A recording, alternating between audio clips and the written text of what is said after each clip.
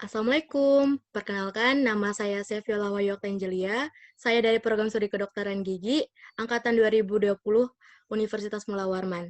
Saya berasal dari SMA Negeri 1 Berau. Di sini saya bersama Kak Aziza Kotrunada, mahasiswi Fakultas Kedokteran Universitas Mula Warman, ingin membahas seputar tips and trik dalam mengelola waktu dan uang dengan baik menurut Kak Aziza. Assalamualaikum Kak, Waalaikumsalam. apa kabar Kak? Alhamdulillah baik. Nah, di sini mungkin terlebih dahulu saya ingin menanyakan mengenai pengelolaan uang dengan baik itu bagaimana ya, Kak? Kan sebagaimana yang kita tahu, kalau untuk menjadi mahasiswa kedokteran itu kan memerlukan yang uang tidak sedikit gitu, Kak, yang dikeluarkan. Nah, itu bagaimana cara kita mengelola uang dengan baik agar tidak terbuang dengan sia-sia gitu, Kak, menurut Kakak? Jadi menurut saya cara mengelola uang dengan baik itu pertama kita harus rajin mencatat pengeluaran dan pemasukan. Jadi ketika kita rajin mencatat pengeluaran dan pemasukan itu, maka kita dapat mengelola uang dengan baik. Nah, kalau misalnya kita nggak mencatat pengeluaran dan pemasukan, pasti kita akan kesulitan untuk mengatur keuangan. Nah, selanjutnya yang kedua itu mengatur target keuangan. Jadi kalau misalnya kita sudah disiplin untuk mencatat pengeluaran dan pemasukan, selanjutnya yaitu mengatur target keuangan, seperti menyiapkan uang darurat sebagai antisipasi saat terjadi keadaan yang tidak terduga. Nah, yang selanjutnya susun skala prioritas.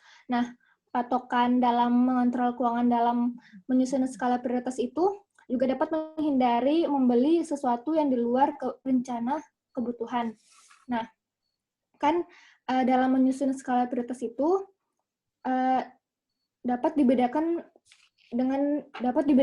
menjadi dua antara kebutuhan dan keinginan. Nah, misalnya nih kita bingung mau beli barang-barang lucu tuh antara kebutuhan atau keinginan. Nah, untuk membedakan antara kebutuhan dan keinginan itu, jadi kebutuhan itu merupakan sifatnya yang wajib dan sangat penting, seperti membeli buku, membeli alat tulis, dan lain-lain. Nah, sedangkan untuk keinginan itu segala sesuatu di mana keinginan itu bersifat dapat ditunda atau tidak terlalu penting, seperti nonton bioskop, nongkrong, beli barang yang tidak terlalu begitu penting. Nah, selanjutnya kita membiasakan menabung. Nah, selain itu, saya pernah mengikuti webinar dengan dokter gigi. Dia memberi tips bagaimana kita dapat mengatur finansial. Menurut dokter itu, menurut pengalaman dokternya, beliau semasa preklinik, beliau tuh sering berjualan makanan karena dokternya juga pintar masak kan. Selain itu, kalau misalnya kita punya kemampuan berbahasa Inggris, mungkin kita dapat menjadi membuka jasa translator jurnal. Selain itu juga dapat kita mencari beasiswa. Banyak juga ya Kak untuk tips and triknya untuk mengelola uang dengan baik itu seperti apa. Dan yang kedua itu saya ingin juga menanyakan Kak tentang pengelolaan waktu. Nah, sebagaimana yang kita tahu juga, nah pastinya itu banyak banget yang bilang kalau mahasiswa kedokteran itu nggak punya waktu untuk main, nggak punya waktu untuk me time lah istilahnya. Itu kalau untuk cara kakak sendiri itu bagaimana dalam mengelola waktu dengan baik itu Kak? Jadi kalau cara saya itu untuk mengelola waktu itu mungkin kita melis dahulu kegiatan apa yang perlu kita lakukan terlebih dahulu agar pekerjaan itu dapat selesai tepat waktu dan tidak mempengaruhi pekerjaan yang lain, dan lakukan cara ini dengan hari-hari berikutnya agar dapat melatih memanajemen waktu. Selain itu dapat memilih prioritas, maksudnya di sini kerjakan tugas dengan deadline yang cepat dan memprioritaskan tugas tersebut dengan cara menulis pada to-do list yang kita buat pada poin yang teratas agar agar aduh, teratas. Jadi kayak mengurutkan dulu mana deadline yang lebih cepat dan ditempatkan pada bagian atas.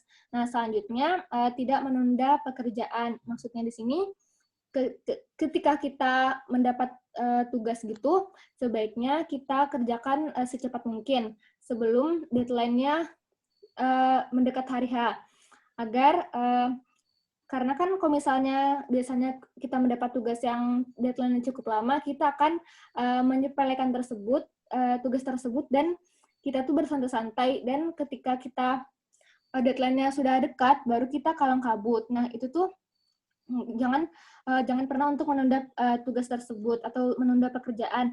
Nah, selanjutnya kita tentukan deadline. Jadi maksudnya di sini, jadi kita membuat deadline tugasnya agar dikerjakan lebih cepat. Maksudnya ketika kita mendapatkan tugas hari ini, lebih baik dikerjakan secepatnya agar kita tidak terlalu menyepelekan jika deadline-nya tuh terlalu lama.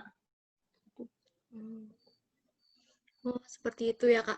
Banyak sekali tips and trick yang Kakak berikan. Semoga bisa bermanfaat bagi yang menonton. Bagi saya juga ini sangat bermanfaat sekali, Kak. Nah, mungkin segitu dulu untuk tips and trick-nya, Kak. Terima kasih banyak telah meluangkan waktunya juga, Kak. Dan sekian dari saya.